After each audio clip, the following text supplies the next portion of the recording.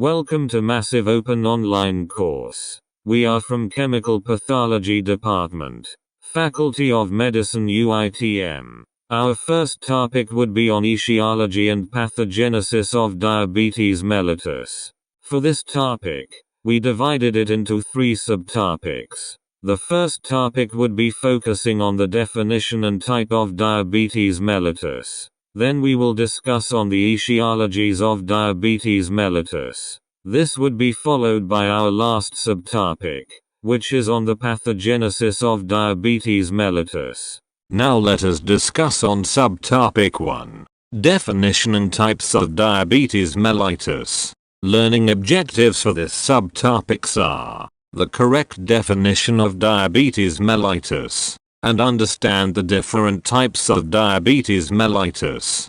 As for the introduction, statistics revealed that diabetes prevalence in 2019 is about 9.3% globally, affecting 463 million people worldwide. This statistic was projected to increase by 25% in 2030. This will involve 578 million of population worldwide. In 2045, 51% or 700 million were predicted to have diabetes mellitus. This is a major issue as diabetes has so far caused 4.2 million of deaths. Malaysian current statistic in 2019 reported by National Health and Morbidity Survey 2019 revealed that 3.9 million or 1 in 5 of population aged 18 years and above have diabetes. This is a spike from a 13.4% diabetes, which is the rate reported in 2015. The highest prevalence rates were found in 3 states. They are Negri Sembilan, about 33.2%, followed by Perlis, 32.6%, and Pahang, 25.7%. The prevalence of diabetes in Asian populations has increased rapidly in recent decades. This slide showed the latest prevalence of diabetes in Asian countries. Malaysia is the leading country with 16.8% of its population has diabetes, followed by Singapore 14.2% and Brunei 13.2%. Myanmar has the least prevalence with only 3.7% of its population was diagnosed with diabetes. The increasing prevalence rate of diabetes in Asia has far-reaching public health and socio-economic implications. Therefore, prevention and control of diabetes should be a top public health priority in Asian populations, particularly in our country, Malaysia. Now let's move on to our first subtopic. We will be discussing on definition and classification of diabetes mellitus. World Health Organization, WHO, defined diabetes mellitus as a group of metabolic disorders which is characterized and identified by the presence of hyperglycemia in the absence of treatment. The most common type is type 2 diabetes.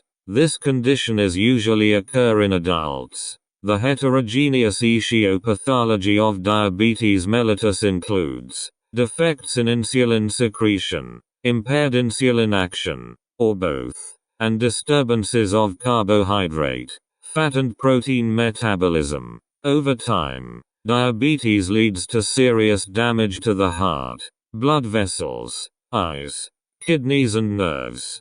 Diabetes can be classified into the following general categories. It can be classified as type 1 diabetes mellitus, type 2 diabetes mellitus, gestational diabetes mellitus, and other types of diabetes mellitus. The first type is type 1 diabetes, which is due to beta cell destruction. This condition usually leads to absolute insulin deficiency. Second type is type 2 diabetes, which is due to a progressive loss of beta cell insulin secretion on the background of insulin resistance. This is the most common type of diabetes. The third type is gestational diabetes mellitus, GDM. In this condition, Diabetes is diagnosed in the second or third trimester of pregnancy that is not clearly overt diabetes prior to gestation. The diagnosis of gestational diabetes mellitus is very crucial since it can affect the fetus. The last classification is other types of diabetes. In this type the diabetes is due to other causes. For example, monogenic diabetes syndromes, such as neonatal diabetes and maturity onset diabetes of the young, diseases of the exocrine pancreas, such as cystic fibrosis, and drug or chemical induced diabetes, such as in the treatment of HIV or after organ transplantation. That's all for this topic. Thank you. See you in subtopic 2.